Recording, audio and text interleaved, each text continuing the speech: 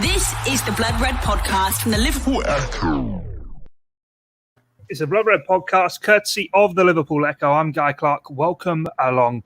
As the Saints come marching to Anfield, can the Reds soldier on in their battle for a top four finish? Well, we'll preview the game, bring you our customary team selector and our match predictions too.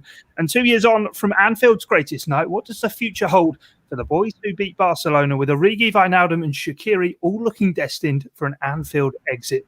We're here to get into all of that. Our Liverpool correspondent Paul Gorst, David Lynch and Theo Squires. Before we get into things, a quick reminder, though, for you to sign up to the Blood Red newsletter. All our best Blood Red content finding its way to your inbox twice a week. All it takes is your email address. The sign-up link, of course, in the description. On with the pod, though. Gorsty, been, I suppose, somewhat of a fairly dull week, hasn't it, with what happened at Old Trafford and the Reds with no midweek game?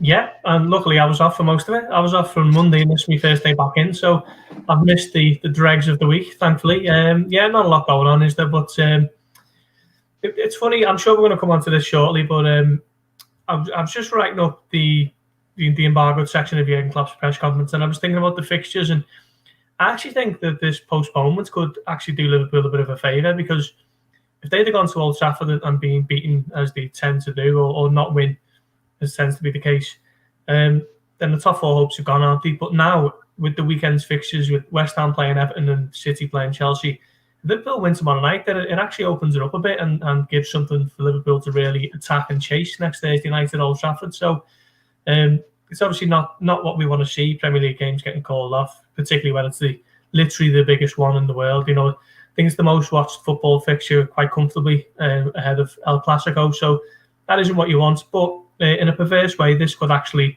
help Liverpool chase down this top four, which, let's face it, they need every little bit of help they can get at the moment. So Southampton tomorrow, be a difficult one, as they always tend to be these days at Anfield. Doesn't matter who it is who they're playing.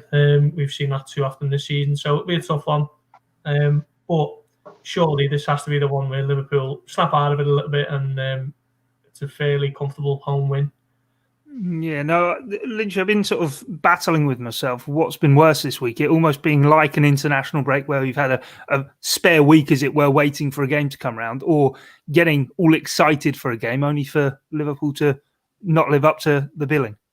Yeah, I think a few Liverpool fans would have probably been made up. It got called off on Sunday just so didn't have to watch them get beat at Old Trafford again. So, yeah, and I think, to be honest, what Paul says there is probably right in terms of it's almost given them a little stay of execution, hasn't it, in terms of top four hopes, because the defeat at Old Trafford, which I think all of us were sort of predicting in the podcast beforehand, I think we're probably a bit too miserable sometimes, but just with the form they've been in this season, we're probably expecting that, and the fact that they haven't had to suffer that yet, and you go into this Southampton game, you know, discount Liverpool's home form recently, you just think this is a game that they should be winning. If they can get that win on board, and with the fixtures that are happening this weekend, it's a real opportunity to say, okay, this isn't over yet. These 5 wins on the bounce, which they probably need, and even then might be a little bit tough. It could happen starting with this game. So yeah, it makes this one a little bit more interesting, I think, and still a difficult one, because obviously it's a team who beat Liverpool early in the season, so it's by no means easy. Although I don't think Ralph Hasenhüttl would have been crying if he'd have realised how bad Liverpool were at that point. I think it was a less significant result than he maybe thought at the time. But yeah, it's you know, it's one that if Liverpool win, it gives them a little bit of belief and a spring into those last 4 games, and maybe then they can go into those, and you know, it'd be incredible what an achievement it would be if they could reel off 5 wins and get in the top 4. Yeah, I'm surprised he's not been crying, actually, at some of the bad form Southampton have been in. But anyway, no Ian Doyle this week, so here to play the role of bad cop, Theo Squires. And Theo, I suppose to just top the week off, we've got an All-English Champions League final to, I say, look ahead to. Man City and Chelsea, the 2 teams Liverpool wouldn't have wanted to have seen in the final of that. To be honest, I'm not bothered that it's an all-English final. It's one where it's actually probably done Liverpool a bit of favour in the top 4 chase as well, because it means Chelsea are going to have these extra distractions right up until the end of the season, same as Leicester have got the cup final distraction. It's one of those where let them play as many games and have these games where they're competing on all fronts, because it will do Liverpool a favour. They just need to be there to pounce, to slip up. You never want to see your rivals in the European Cup final because you'd much rather Liverpool were there. If Virgil van Dijk had been fit all season and Liverpool hadn't had all the injuries they'd had, you'd probably expect Liverpool to be in the final, for being honest, the way the run-in's been. Like, Real Madrid weren't a good side. Liverpool on their day can beat Chelsea. We saw that at the start of the season. And then Liverpool at their best can beat Manchester City. It's just the way the season's turned out. It's been a write-off, and other teams have been there to pick up the pieces. But then, like, you think, well, the fixture with United being called off, it worked for Liverpool in more ways than one, because it means City have actually got something to play for as well. Like, if Liverpool had actually won at Old Trafford, that's the title done. So it's either their top four hopes are done, or City don't need to put out the strongest team against Chelsea. Or now City can win it on their own terms. Both teams, you imagine, be a bit leggy after getting to a Champions League final. And then hopefully Liverpool can, against Southampton, get 3 points and really keep it alive, heading to what will be a huge week for United. When you think 3 games for them in the Premier League in the space of 4 or 5 days. I know Solskjaer's come out and said he will have to rotate his squad. Now, granted, he's probably going to be thinking about the first 2 league games rather than Liverpool for that. But it means Liverpool could be in a real power of strength by, this time next week, if things go all according to plan. Obviously, on the other side of that, if it all falls apart, then they could be 8th, miles out of the reckoning. It's just one of those seasons where this has been how topsy-turvy it's been the whole way through.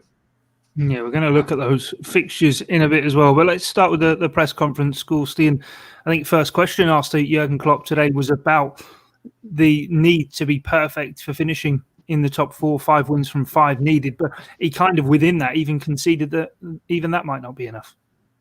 Yeah, and he said that a few times now, to be honest. So something that he's very acutely aware of. And he got asked a little bit later on in the embargoed section about what would happen or what might happen if you don't make the Champions League. And he answered the question, and then he kind of said, hang on, wait there, we've still got 5 games left here. So I feel it's a bit strange that we're talking about not being in the Champions League because we've still got 15 points to play for. So let's just go for it. And that's all Liverpool have got left, isn't it, really? They just know that they're going to have to go for it over the next, just a little over 2 weeks. So it's quite a lot fitting in 5 games in 16 days, I think. So this is pretty much what it comes down to, and we'll see what happens. And I almost think if it was just a straight shootout between Liverpool and Chelsea, as Theo points to there, with the fact that they've got the Champions League final and the Champions League final, the FA Cup final on the horizon, then they might have a little bit of a window there when you consider that Chelsea have also got City tomorrow and they've got Leicester next week, is it? But the fact that they've got to keep an eye on West Ham, Tottenham, even Everton are just behind Liverpool, aren't they, nipping at the heels? So there's a lot of moving parts to this, and it'll take something fairly remarkable, I think, for Liverpool to finally finish in the top 4 when the final whistle blows. Yeah, you got sort of Lynch, 4 teams sort of from Chelsea downwards in Chelsea, West Ham, Tottenham, and Liverpool battling it out maybe for that 4th and final Champions League place. But take what Gorst says there, and I suppose if Liverpool maybe had a couple more points on the board, we would all be a lot more excited for it than what we are. But with West Ham and Spurs between as well, there's a lot of traffic to work through. Yeah, and those couple of points were there in the last game, weren't they, against Newcastle to throw them away. I think it wasn't just that it lost them some position in the table and allowed those 2 teams to sneak in ahead of them, but I think it was also just sort of felt like the final nail in the coffin in terms of confirming that this Liverpool team at the moment, with the injuries and the problems they've had this season, is just not a great side, really. And I think that's where all of us are a little bit sceptical about the idea of maybe going on that run of 5 consecutive wins to get into the top 4. I think, in any other season, if you think things had gone wrong and Liverpool would be in a position of strength and recover, and they've got that capability, that mentality, they've won trophies, they've squeezed into the top 4 at the last, but I just don't think it's there this season. I think that defensive solidity essentially was decided the moment they lost all 3 centre-halves, and they're all top class players, and they haven't been able to replace that quality. I think that constantly moving Fabinho back and forth has been a real issue for them. And apart from Mo Salah, no one can hit the back of the net. So, you add all that up, and it's that, doesn't give you a great team. And I think that's the real difficulty, even though the points gap is small and there are challenges with the other teams being ahead of them. The biggest problem Liverpool faces themselves, and the fact that they can't put a string of results like that together because they haven't shown themselves to be able to do that this season. Am I searching for excuses here, Theo, that don't really exist? Or how disruptive do you think the whole Super League episode will end up being? Look at the games with Newcastle and specifically the Leeds game. All right, it came out whilst Manchester United were playing, but they'd already kicked off. Liverpool went into that game with Leeds. It was the huge talking point, ended up drawing that one, drew the Newcastle game. That's 4 points dropped, which if they had, would be 3 points off Chelsea with a game in hand. Maybe it's played a small factor into it. But Liverpool should have beaten Newcastle. They had so many chances in that game. They had the chances against Leeds as well. In a normal season, Liverpool don't get distracted by anything like that. They beat any team that comes ahead of them. That's how good they've been these last couple of seasons. It's just they've got this bit of confidence that's gone, disbelief in their abilities. And it probably is a little bit of a stretch saying, the only reason they've dropped these points is because they had this Super League distraction over their heads, because they've had so many distractions over their heads all season. It's like the whole cloud of, you're missing Virgil van Dijk or whatever's been over Firmino's head, like he's not scoring goals. They've all got these own little monkeys on their back. So it's a bit simplistic to say it is the Super League. But it was interesting at one point over that first weekend where they all pulled out, that there was a spell where all of them, including the overseas ones, were dropping points. But then you saw, I think City turned it around, a couple of the Italian teams, the Spanish teams. You think, they've got that winning mentality there because they haven't been derailed by injuries and all this. And this Liverpool team this season, Jurgen Klopp, is just in a bit of state of chaos. It's a bit of a mess. They need the season to end so they can just regroup in the summer and go again and piece it back together. I think just on that, it would have been easier maybe to put it down to the Super League. I think, those last two results against Leeds and Newcastle, if we hadn't seen those failings so consistently through the season, which is, as Theo says, is missing chances, and then in those final moments not being able to clear the aerial ball and missing those top class centre halves. So I think it's difficult to assign it to that, really, just because we've seen that so consistently this season. Yeah, no, fair point. Well made. Let's look at the fixtures then. Let's look at the running for the sides battling it out for Champions League qualification. We've included Leicester just because of the last three games they've got there: Manchester United, Chelsea and Tottenham, albeit they are well away from Liverpool down in seventh. But there are, I suppose, Gorsty, when you look at it, loads of these sides have to play each other. Maybe West Ham, along with Liverpool, have the friendliest running, but that's been half of the problem for Liverpool, isn't it, this year? They've been playing the games on paper and not on the pitch. Yeah, very much so. I think looking at Leicester's, I think Leicester beaten was a Crystal Palace on Monday a week ago. I think that was a big result for them because they were 1-0 down in that, and I think a lot of us have pointed towards their final three games as potential slip-ups, haven't they, with United away, Chelsea and Tottenham. So I think that was big for them. I think they might just have enough to stay in there. Chelsea is an interesting one. Obviously, Arsenal hit and miss, aren't they? Leicester as well. And obviously the big one at City, which City now need to win. I mean, they're going to win the league anyway, but they want to get that wrapped up as early as possible. But I think West Ham, against Everton is a tough one. Everton have got one of their best away records in the Premier League area, I think, this season. I think they've lost 8 games at Goodison Park and they've actually been good on the road, which is similar problems to what Liverpool have had, in all honesty. Liverpool have lost 6 at home and generally been quite good away. So there might be something in the lack of Merseyside supporters at grounds this season. But all Liverpool can do is just focus on themselves, isn't it? It sounds a bit boring and a bit cliche, but if they don't get maximum points from these 5 games, then they're not going to have any hope. So, looking at the last 3 there, West Brom, Burnley and Crystal Palace, as you say, Guy, games that you normally would think Liverpool would double up maximum points, but this season has been anything but. And Burnley obviously beat them, and West Brom took a point. Crystal Palace was actually the performance of the season, wasn't it? So, it's going to be very difficult, isn't it? Let's face it. Even if they do get maximum points, they finish the season on 69 points. They're still 30 behind what they got last season, which tells you how bad it's been. So it's going to be tough. All they can do is just, I suppose, focus on tomorrow night, get that out of the way, and then think head to Old Trafford on Thursday night. Yeah, definitely. In terms of those fixtures, West Ham's not been looked at as maybe the dark horses. It's Gorst, you mentioned Everton's good away record. Of course, Everton go to West Ham coming up, but I think West Ham's so used to their fans being so far away from the pitch. They've actually got the second best home record this season. And again, it comes back to that point, doesn't it, of the other sides in and around it. Tottenham have a interim manager at the moment, so they're kind of a bit of an unknown quantity. But for Liverpool, it simply has to be just putting the pressure on and keeping that pressure up. Yeah, it's one where if you can get it into the last day of the season, it's anyone's there for the taking. Like if you've got those fixtures, then you look at them. West Ham are probably the ones that you fear, but then at the same time, they don't have the experience. It's whether they've got that mentality to get it over the line. Because if you're judging it on Spurs, well, Tottenham are always going to Tottenham. They'll always find a way to mess it up. And I'm being kinder to them than Ian Doyle would be if he was on this podcast there. They always find a way to screw it up. And it's one where this season they've been relying on Harry Kane and Son, and they've been getting the goals, they've been getting the results, but they've been dropping silly points as well. So even though they've got quite a kind run in, still wouldn't bank on them to sneak in. And you look at Leicester, or could they have an FA Cup final hangover? They've been waiting, 40, 50 years to make an FA Cup final appearance. And if you ask a Leicester fan whether they'd rather win the FA Cup for the first time or be top four if it had to be one or the other, I'd imagine you'd have a few that choose the Cup over the Champions League because they've done Champions League recently.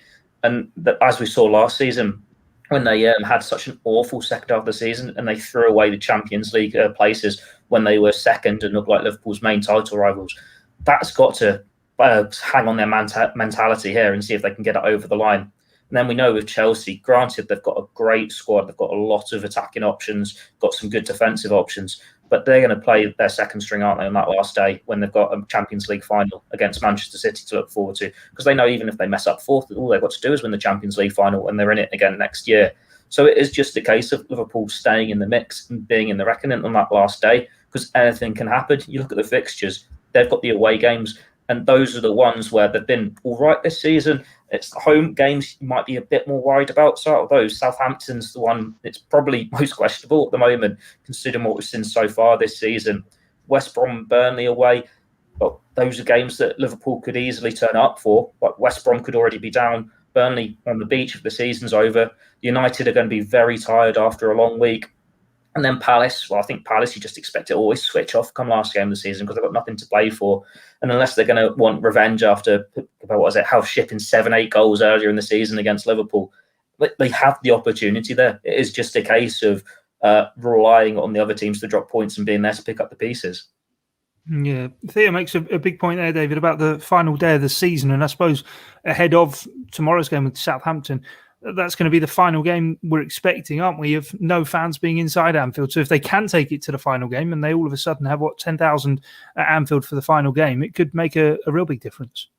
Yeah, definitely, because we've seen in the limited amount of fans that have been let into Anfield this season, have seen some of the best performances, really. So I think it's obvious that it does make a real difference. It's, I've seen today as well, something that really underlined it was watching the clips from the Barcelona game doing the rounds. Now, I don't expect 10,000 people to, in a Premier League game that doesn't mean quite as much to make as much noise as that and maybe be as influential, but it just shows you that fans can play a role. And I think, especially this season where Liverpool, things have gone against them and they've maybe not reacted in the best way. And I think fans will be crucial in those moments. So the idea that if they can give themselves something to play for in that last game with fans there, I think that could really help them get over the line if it's, they hit a sticky patch in the game or anything like that. So yeah, it could be a big factor. And I think it could be a big factor in a few games. If it does go down to that last day, you look across the Premier League calendars, some of the games that it could turn, or players maybe react badly to fans being back because it's unusual. Looking at West Ham, for example, you touched on the idea that they've basically flourished without fans this season. I think that at times has been a toxic place to play football. Now, obviously, you don't expect it when fans get that chance to come back in, but it is something different for the players to adapt to. And if any team is going for fourth and reacts poorly to it, and Liverpool can capitalise because they've shown that they really need their fans, then that could be a real feather in the cap for Liverpool and could help them get over the line. Yeah, and ahead of those final 2 game weeks, of course, taking place in the space of sort of 4 days of each other. Chelsea and Leicester will be taking on each other in the FA Cup final. So you wonder what that will take out of them. As to Manchester United and all the fixtures they've got to cram in, we didn't have them there, Gorsty, but of course before Liverpool go there next Thursday, they will have a game with Leicester on the Tuesday as well, off the back of the Europa League game they played last night away in Rome, and then a weekend fixture. So they've got obviously plenty of games to cram in, and Liverpool might well be able to take advantage at Old Trafford. Quite possibly, yeah. But you think, United can pretty much put the feet up, can't they, and think about that Europa League final with Villarreal. Is it the 26th, is it? Whenever it may be anyway, but you'd imagine that might play into Liverpool's hands as well if Solskjaer starts ringing the changes and whatever it may be. But look, Liverpool have just got to grasp the nettle, haven't they? Particularly with that trip to Old Trafford. We said that on last week's pod that Liverpool generally don't really turn up, do they? I look at the one for me was really the game there last season when Liverpool went there absolutely flying. I think it was 8 straight wins. Coming off the back of the previous season, I think they were up to about 12 or 13 wins and froze. This was United team in a bit of flux at the time, and Liverpool didn't turn up. So Liverpool are significantly worse off than they were 18 months ago now. So they're just going to have to go and do the business, aren't they? And they've got to think of Southampton first before they can even think of that. So it's just a case of this is what it's come down to now. It's been a testing season for so many, long-term injuries and no fans and record successive home defeats, and Liverpool have just been battered and bruised and late from one problem to the next. But it's come down to the final couple of weeks of the season. They've still got a puncher's chance of top 4. So as Klopp says, they've just got to give it a proper try. Yeah, throw Super League fiasco into all of what you said there about the season 2. We got some breaking news whilst we are recording. Reports coming out saying that the 6 English Super League rebels will be fined substantially by the Premier League due to their attempts to break away. An announcement is expected soon, and we'll have to wait and see what sanctions are handed down to them. But it sounds like it is going to be a fine. And I suppose, David, it would be only right, really, that FSG cover that one themselves rather than it be falling on the club. Yeah, well, I think that's one of the other clubs. Was it maybe Arsenal had guaranteed that they would do that? They would cover the cost of that. And I know that Spirit of Shankly had asked for Liverpool's owners to guarantee that they would do that. And I think that is only fair. I think, fans of clubs lower down the leagues would say, well, when we've been hit with fines for administration that were completely out of our control, then that's come out of the club's coffers. So that maybe wouldn't be fair. But I think, Liverpool supporters will want to see that the FSG cover that, because they will say that it's absolutely nothing to do with them, and in fact most of the people throughout the club can say it was nothing to do with them. Right up into the higher echelons of the club, it's come straight from the owners, hasn't it? So they should really foot the bill for that one, because if that, Liverpool are already facing a shortfall, aren't they, with COVID? We saw how that had hit the financial figures that were released recently. If they miss out on Champions League football as well, that's another blow. And then what sounds like a sizable fine wouldn't do them any favours in the transfer market. So I think it is on FSG to find the money somewhere. And to be honest, that I'm not one of those people who would encourage reckless spending or for the club to spend outside of its means and lend huge sums from the owners. But I think in this particular scenario, that is how they're going to have to go about things, because if they allow the fine, COVID, and anything else to hit the finances, then it's going to create a black hole and really make things difficult for Liverpool to build on what they've done. It'd be interesting to see where the money goes from the fines, because you think, well, it was only earlier in the season we had the Premier League clubs squabbling with the Football League and the National League about the bailout payments to try and help them overcome the coronavirus pandemic and all the ramifications here. Like, you think in non-league, some of them have had league season cancelled again and they've been put on furlough, and you still got staff and players not getting paid. And the Football League clubs, the lower downs, they'll be struggling without fans there more than any of the Premier League sides will. So it's just one of those where it would be quite fitting if the Premier League could use these fines and give it to the rest of the football ladder. Do you think they're going to break away from the top flight here? Well, let's protect the rest of the English Football League and give them the money here and just put them in a good state. And that's what would be the best thing to happen. I don't imagine it will be, but it's just be quite fitting a punishment, in my opinion. Yeah, no, also, yeah, we'll have to just wait and see how things play out with the Super League. But for the latest, of course, keep across the Liverpool Echo, and we'll bring you all the latest news and views around the Super League and those fines that may well be handed out across over on there. Let's look ahead, though, to the Southampton game, guys. And before we really preview the game, we've not had much fun to talk about on the pitch. So I'm going to test you all with one trivia question and see if anyone can come up with the answer. I've not let you know before we've done this, so this is on the spot for you guys. Southampton haven't scored, I don't think, in their last 4 league visits to Anfield, but on the 3 before them, they scored 1 each in those 3 visits. What links each of those Southampton Anfield scorers? Oh, for Liverpool. Yeah. Lovren, Klein, and Lambert, maybe? Mane? No, maybe? No. Mane, yeah. Yeah. There you go, Theo. You're quite quick off the mark there, mate. I got 2. I'm happy with that. Yeah, well, happy days. Well played, Theo Squires. Right, let's talk about the game itself then. And well, Southampton did win at St Mary's earlier in the season. Gorst, we spoke about how it reduced Ralph Hasenhüttl to tears as well. But ever since that point, really, they've been absolutely abysmal.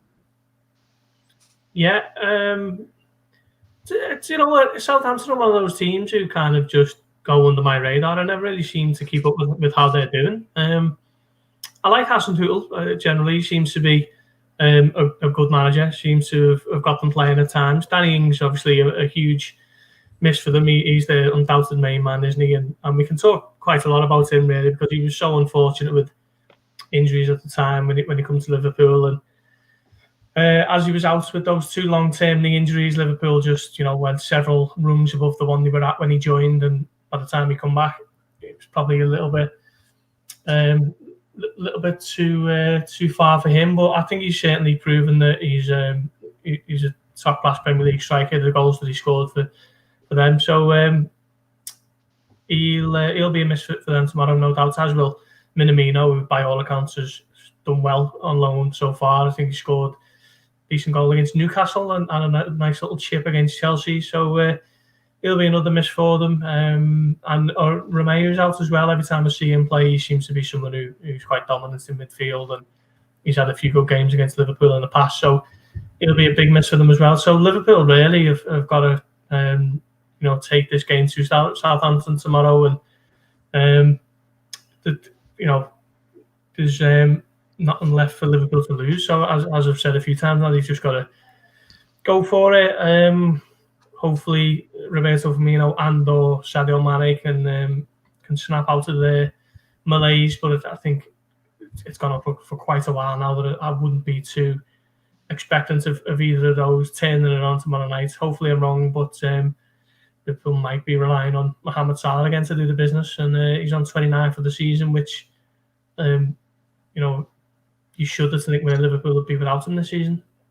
Yeah, definitely. I think it's 2 wins in 16 for Southampton in the Premier League since that win at St Mary's over Liverpool. But just kind of on what Gorsty said there, Theo, Danny Ings, you just wondered now, in terms of his Liverpool career, probably came at the wrong time for him. He would have been the ideal kind of guy to have around this season, wouldn't he? Yeah, the Danny Ings of last season would have been perfect for Liverpool this season. I think if you look back to some of the quotes that have come out from him about when Klopp took over before he got injured, and like all the Liverpool players at the time, I think in the England camp, wasn't it, when it happened, and he was there, was saying, "Oh, this is going to be perfect for you. You're going to be right up his street, his sort of player, pushing high, pressing from the front." And he's shown glimpses. And obviously, he was such a popular player in the Liverpool squad. It just didn't happen with him because of these 2 bad injuries. Like Klopp had kept faith in him. The end was it the 17-18 season when it was Sturridge who was sent out on loan, but he could never quite do enough to break into that front 3. Obviously, that was the front 3 at the very best, and it was the right time for him to move on and go and play football elsewhere. And fair play to him. He was sensational last year. When he's been fit this year, he's been great as well. You'd expect him to be in the England squad for the Euros. He's been linked with the likes of Man City, Spurs. There've been rumours saying that he wants another shot at the Champions League. And he deserves it, because if it wasn't for injuries, he'd probably still be a Liverpool player. He'd have still had those chances there. It'd be that rotation option for the front 3. The fact that they wouldn't have had to be playing so many games week in, week out. You think when it's Firmino who's been getting the stick for not getting goals, well, if you want a more traditional number 9, there's not many better in the Premier League at the moment than Danny Ings. It's just a shame for him how it worked out, but it's good that he's managed to piece his career back together, because 2 serious injuries like that, one of them could be enough to end a career, never mind 2. So to re-establish himself as one of the best strikers in the division, just a credit to his mentality. And I would like to see him get a move this summer and get a chance to prove himself at the very elite level again, being in the Champions League, and not just because Liverpool hopefully get a nice little 20% payoff off it, but it's one of those where would Southampton be without him? As you just mentioned, their form seems a long time ago. When we think the first half of the season when Liverpool were actually last good, well, everyone seemed to be top for week in, week out, didn't they? So we had Southampton top at one point when it was ever changing before City took over. It's just like we're saying, where would Liverpool be without Salah? Where would Southampton be without Danny Ings? Yeah, definitely. And I know when he came back to Anfield last season, Dave, there was those great sort of scenes after the game of everyone embracing him and whatnot. And he will obviously be hoping that Southampton can end their poor run at Anfield. But a player who they also won't be with is Liverpool only Takumi Minamino, who when he first went to Southampton looked as though he'd really sort of settled in there. And we all thought the link with Ralph Hasenhüttl and the way he wanted to play would really suit him. But ever since the early promise, it's kind of fizzled out for him, hasn't it? Yeah, it's a shame really, because you hope that would be the start of it, him kicking on and then coming back to Liverpool refreshed and ready to sort of force his way into Klopp's plans. But it's tailed off a little bit after that good start, and that's a little bit worrying. I think he could maybe put some of that down to the fact that Southampton as a whole have struggled. I think it's not just this week; they have struggled with injuries throughout the season. I think that's been the main reason that they've dropped off from that really good start they had. I think Hasenhüttl has proven in the past that he's the top manager. And I still think he's doing a good job. He just could have done with a few more fit players throughout the season. And it's interesting, isn't it? Really, actually, that Southampton and others of the teams who've suffered quite as badly as Liverpool and play a very similar sort of high octane style of football. And maybe that's why in this condensed season they've been having so many injury problems. So I think for Minamino, it looked a good fit on paper, but obviously it hasn't quite worked out as you hope. And for the player, you're a little bit concerned, I think, because he hasn't set the world alight after those first couple of games. And the problem is now if he comes back to Liverpool, he hasn't got that confidence behind him to have a renewed crack at getting back into the first team or making a real impact at Anfield. And in the summer where Liverpool are going to have to start looking around to try and raise some money and get something in to do what they want in the transfer market, Minamino isn't one that you desperately want to sell, but if a decent offer comes in, I think they would consider it. And I think that's a shame, because I remember how exciting he was when he came with Salzburg to Anfield, and that he was a real standout for me that day, and it just hasn't quite worked out for him. But I suppose in the player's mind, he'll just think, okay, finish these last 4 games or last 3 games he'll have available to him as well as possible, and then see what happens in the summer. But the fact he's tailed off, it doesn't bode well for his Liverpool career, in my opinion.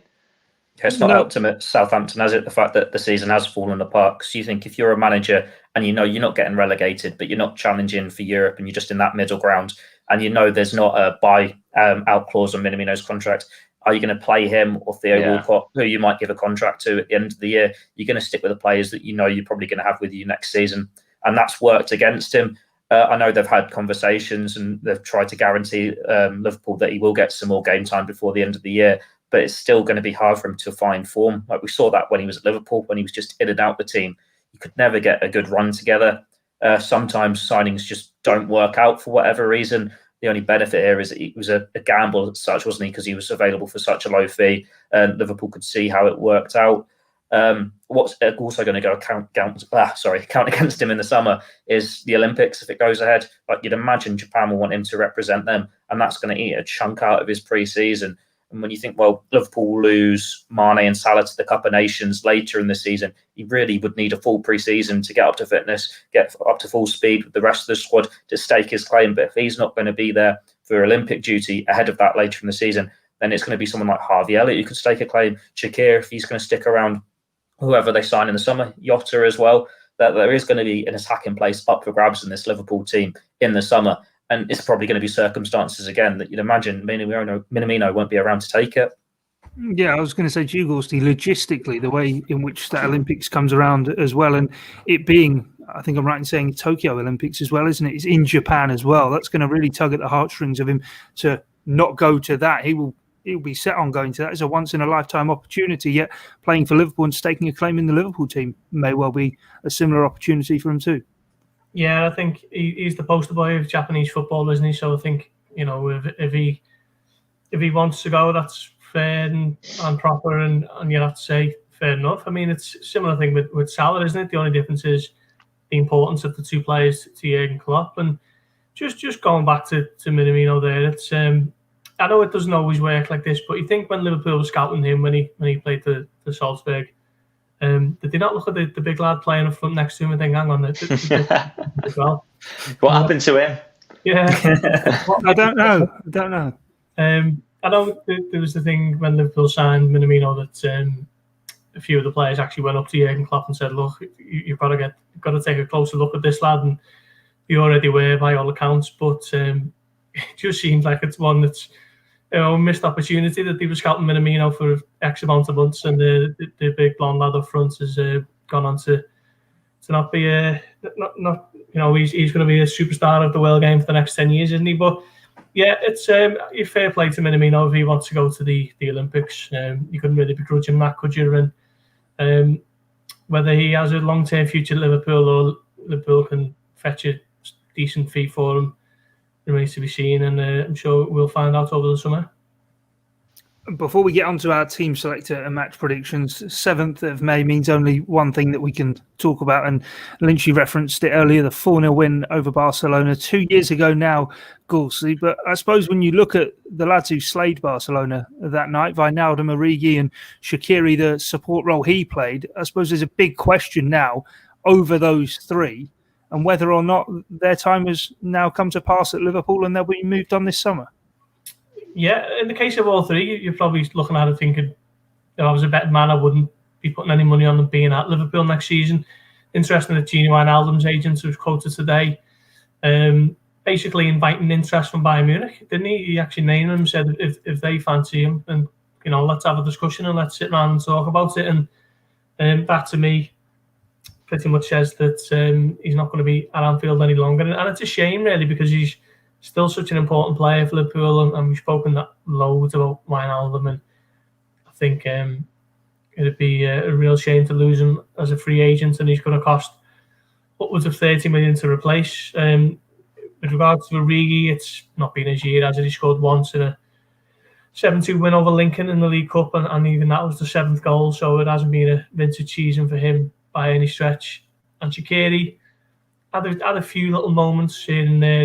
He's one of the few players who seems prepared to try and play, you know, cut and pass through the fences, which Liverpool seem a little bit hesitant to play, you know, regularly. You've already got the likes of Robertson and Trent who like to play those types of passes, but Shaqiri was certainly one of them. But yeah, I can't really see any of the trio being at Liverpool next season. They're an interesting one, really, to take as a sort of, particularly Origi and Wijnaldum, I think, because with Origi, I wonder whether Liverpool look back at the point at which they offered him that new contract after the Champions League final and the role he played in that run, and maybe have some regrets that they did that emotionally rather than sort of being cold, hard analysis around it and sort of saying, okay, is this player going to be world class? I think that possibly could have been the moment to sell him, really. You know, he hasn't kicked on since then. You know, if anything, he's sort of gone backwards a little bit, and he obviously is a player who needs regular football. So I think there might be some regret from Liverpool for having given him that contract. And I think, you know, you talk about being smart around transfers, and Liverpool get an awful lot of praise for that, and absolutely rightly so. But the thing that goes into that is making difficult decisions, and they didn't make one around Origi. They've got one with Wijnaldum now, which is that he's played a ridiculous amount of football in recent seasons. He's 30. You know, he's getting to that point in his career where players start to decline. You know, it will be easy and look at him as a Liverpool legend and say we can't afford to lose him. And also his performances this season, I think he's still remained underrated slightly in terms of just being available and linking play. And I think a lot of the issues have been around him, really. He's still been the same player. But I think offering him a contract will be dangerous because you sort of run the risk of wedding yourself to his decline there. And I think Liverpool, although I think he's an underrated player who's been a huge part of what they've done, I think they're avoiding the emotional decision, which is to give him a huge contract. And I think this could be, as much as I love him as a player, and he's been a great guy, he's always been good to us when we speak to him as journalists as well, I think this might be the right decision, to be honest. It's if Wijnaldum goes, or when he goes, you've got Curtis Jones there who's ready to pick up the pieces. Like, he's looking very promising, isn't he? And you expect him to really kick on in his Liverpool career. You've still got like sort of Oxlade-Chamberlain and Naby Keita there who aren't getting many minutes. But if they want to stake a claim, they've got youth on their side. They're not that old compared to Wijnaldum, so there's a chance there. And it's kind of funny when you put these three up, that out of the three of them, Shaqiri's probably the one that's had the least memorable Liverpool career. Yet arguably the one who's got the best chances staying around, just because he's been in this situation so many times before where if the right offer comes in, you can go. Otherwise, we're happy for you to be this squad option, this impact sub. But at the same time, he's the one that Liverpool could probably get the best fee for, because it doesn't matter how much he plays for Liverpool. He is still this darling of Swiss football. He is going to be their star man at the Euros, and we've seen him at international tournaments before tear it up. It's pretty much what got him his move to Liverpool, wasn't it? The fact that he had a good World Cup and he had that cheap release clause. So that could really play into Liverpool's hands this summer if he goes and has a good Euros and the time does come to sell him. But they've all played their part. They've all made great impact at Liverpool. Like David said, Origi's time has been and gone. Like, really, what has he been worth keeping around for the last 2 seasons? He's at that age now where he needs regular game time. He's always been this hot and cold footballer. Maybe it would have been different if he hadn't suffered that ankle injury against Everton, because that was a massive setback for him. If he'd been able to have that opportunity to just be Jurgen Klopp's go-to striker for 3 years. But then Liverpool have still reached such standards in this time with the famous front three. Even Origi, without that injury, would he have ever been good enough to be at Liverpool? I don't think anyone would have said that with any conviction. And then Wijnaldum, well, it is going to be a time where Liverpool have to start replacing some of these players. A large number of the squad now edging towards their 30s. And Jurgen Klopp said after the Champions League final, the squad deserves another year. They got that year. They won the Premier League. As we've seen with this second year, it's not happened for him. It is the time to start breaking it up. And Wijnaldum is the obvious first one to go. Yeah, no, those quotes as well from Wijnaldum's agent saying Wijnaldum's a free transfer and keeps all options open. FC Bayern is a great club. If you're interested in him, please do not hesitate to talk to us. Might as well have just taken an ad out in the Echo. Sounds like that Mike Lowen brochure. Do you remember that when he left Newcastle? Out all the clubs.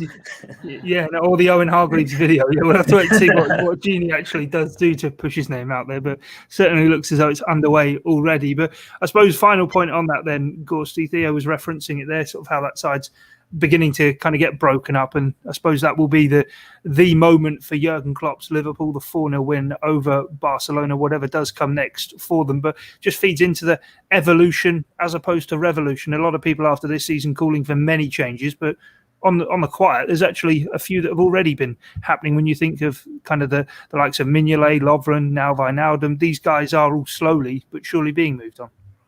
Yeah, it's a steady turnover, isn't it? I think it was Jurgen Klopp's first summer when I think around about 13 players left, and that was a record at the time. But ever since then, it's just kind of been 3s and 4s and not too much, to the point where you really notice it, is it? I think Liverpool's starting 11 at the beginning of next season is not going to be too dissimilar from what it was in September when they kicked off against Leeds. But it just seems to be just a steady kind of replenishment, doesn't it? There's never any major overhauls, and Klopp was asked that a couple of months ago. Actually, he said, someone asked him, do you think your team needs a rebuild this summer? And he said, well, what's your class as a rebuild? For me, I class that as 8, 9, 10 players leaving and the same amount coming in. I don't see it that way. And he was talking today about Naby Keita, Oxlade-Chamberlain and Shaqiri, and he was saying it's been difficult for them because we haven't really had the structure in place for them to play more often, with the lack of defenders and midfielders having to move into defence, and you need certain players to be able to function in a midfield when it's, when you haven't got your pillars in place and so on. So that is why we haven't seen the likes of them as often as they would have liked. So there was an explanation behind why we're not seeing the likes of Oxlade-Chamberlain, Shaqiri. I don't think Keita, his particular situation, I don't think he's going to leave. But with the other two, I think there might be, certainly with Shaqiri as well, there might be a question mark over that. And to be honest, I think if Liverpool receive a decent offer for Shaqiri, I think for Oxlade-Chamberlain, I think they'll listen to it, to be honest. And that just feeds into more of what I was saying about kind of just replenishing the squad rather than just massive overhauls of 6, 7, and 8 players leaving. Yeah, no, definitely. We'll have to wait and see how that one does play out. But Oxford signed for, £35 million. So I can't see in the COVID market Liverpool maybe making much on that. But if they can get a decent enough offer, might help with bringing others in. Let's get back to the matter in hand, though. Let's get on to our team select for the Southampton game. As ever, I'll pick the goalkeeper, Alisson. Gorst, defence, how are we looking? Well, Nat Phillips is fit, isn't he? Which is a huge boost for Liverpool. So it's just going to be what you now expect to see the normal back four. Nat Phillips and Kabak, and obviously Robertson and Trent.